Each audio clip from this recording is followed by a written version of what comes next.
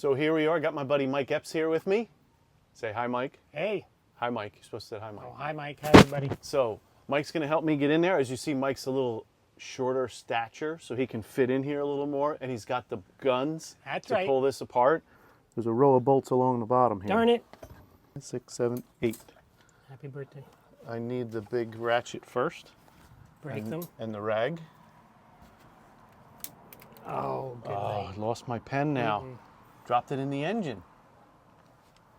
Don't say the name on camera. Product placement, no. Can I have the bigger ratchet? The longer one? You talking about the extension or? No, there's a bigger ratchet than the one that's in your hands. Longer handle ratchet. Yeah. There we go. Thank you, sir. You're welcome. What size are we using, Keith? 1/2 inch, Mike. It's pretty standard. Why don't they make everything 1/2 inch and you wouldn't have to switch things out? This is a mixture of American and metric. That really bugs me.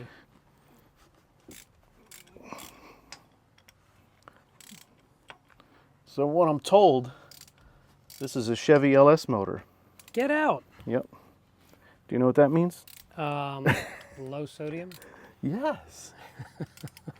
So this is what's in, like you hear the guys do. I'm doing an LS swap. You ever hear that? No, car shows. Right. So these are like one of the most common engines Chevy made, easy to maintain. Right up to the 70s or something? Run really well. Well, no. In the 70s they were carbureted. This is fuel injected. Oh, so it's newer. Yep. So they're just very reliable engines.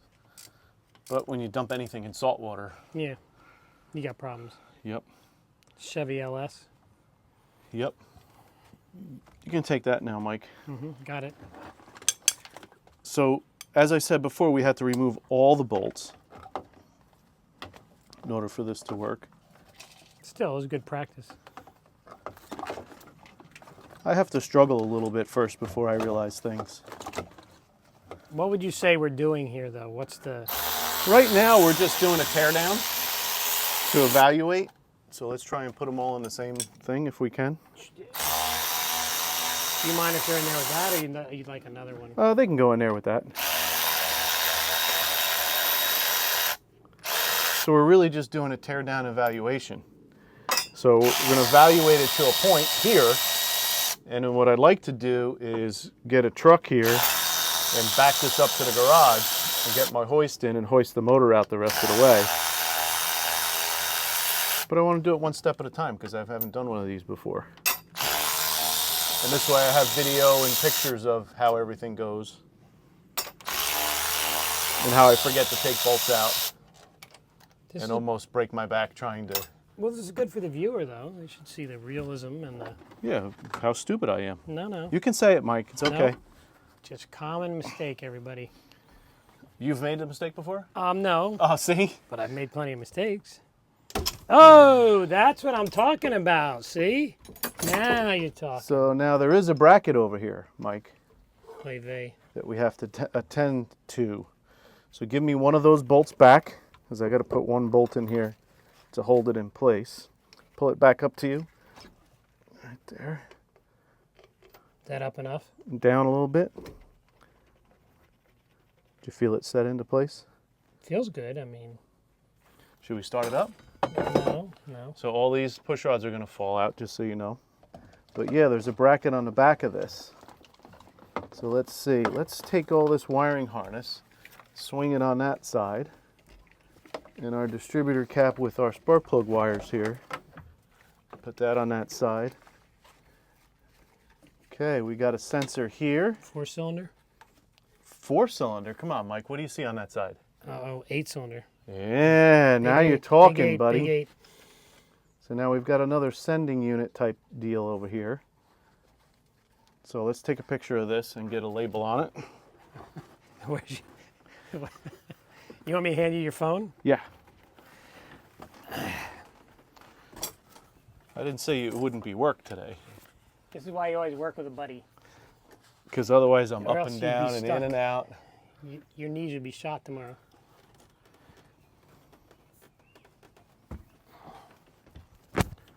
So take your label maker there and make me a label. Port side oil sender. There's all kinds of oil connectors on here. There's a sending unit that looks like it's oil pressure for a gauge. Looks like there's a low oil one, so if it goes off, it'll trip off on low oil. Did you write it legible, Mike? Pretty legible. The pen is So what you want to do next time is put twice the amount of tape on it, so I can wrap it around and read it on one side. This is okay for now. Funny, because I thought it was too long. It's acceptable. Do you ever think of a permanent magic marker? I had one there, but it's only a really thick one, and I had to write like this long. If you see those labels back there, hook you up at Staples. Really You're all right, man. All right. Look for it in the mail. Just shows you care, Mike. Doing my part for the channel. For Hector. Yeah, Hector. You know, part of the challenge is physically getting in here to see what it is that I'm working on.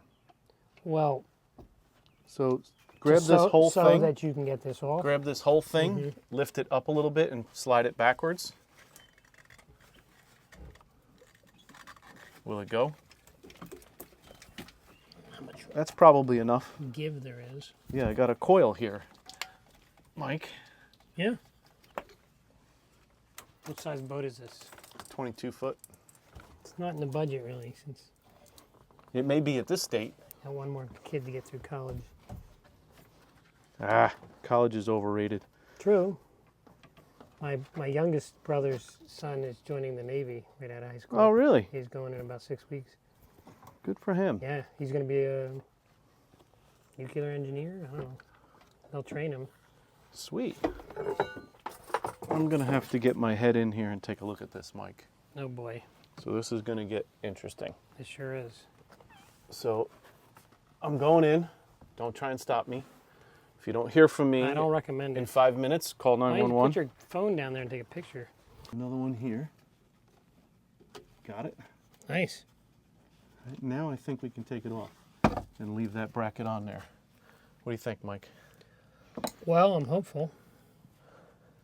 So we're going straight up or towards you? Something like that. Yeah, you said something was going to drop. Yep. On pistons? Push rods. Push rods. Something still attached over there? No. No? Nothing. You got it? Look at that. Look at Mike. Big bad Mike. All right. So if you want to put it on the drop cloth here. Sweet. So do that Now, what 20 is this times, 3 sets. Yeah, right. Got What? your hand caught under there? No. Oh, you almost did. What is this? Head. Two Cylinder heads? head? 2 cylinder heads? 2 heads are better than 1, Mike. Every engine set up like this? No, this is a V8 4-stroke.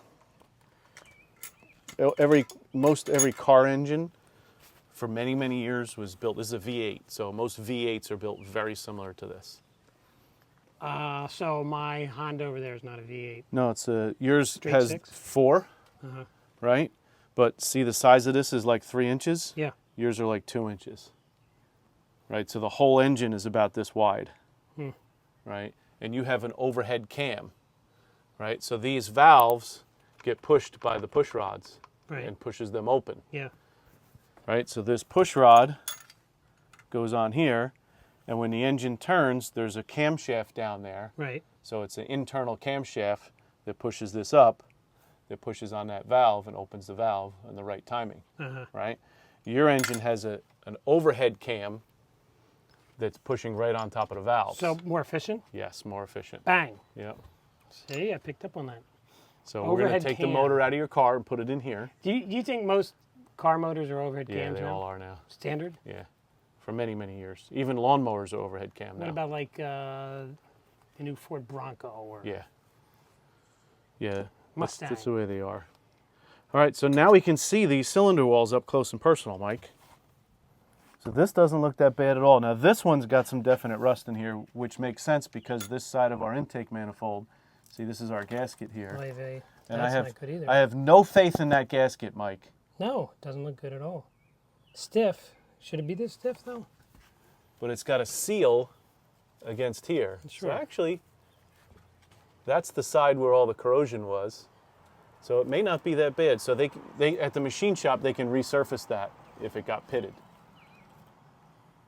But you have to take the whole engine to them because they have to machine the whole thing so that the intake manifold fits on properly. So for this to come back to life, this would have to go to a machine shop? Probably. At the very least, the heads. I'm hoping I can get this motor out, get it turning, and if I can get the pistons out and I can clean up the cylinders. But what I don't know is what's underneath here yet.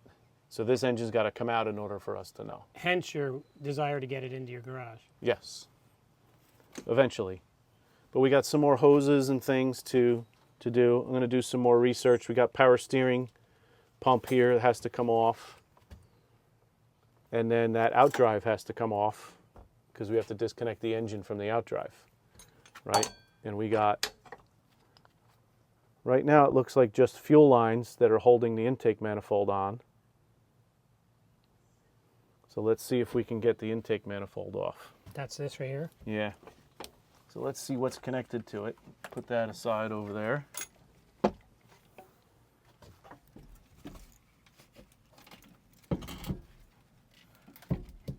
So can you move it forward at all? Well, can it sit? Yeah, Can go it on. rest on Yeah, that? yeah. Okay, it's resting up on something. All right, so these are our fuel rails, and this is our fuel injectors here. See where the electric hooks up? Yeah, So that's the injector goes pss, pss, pss, pss, 4 on gas. the side.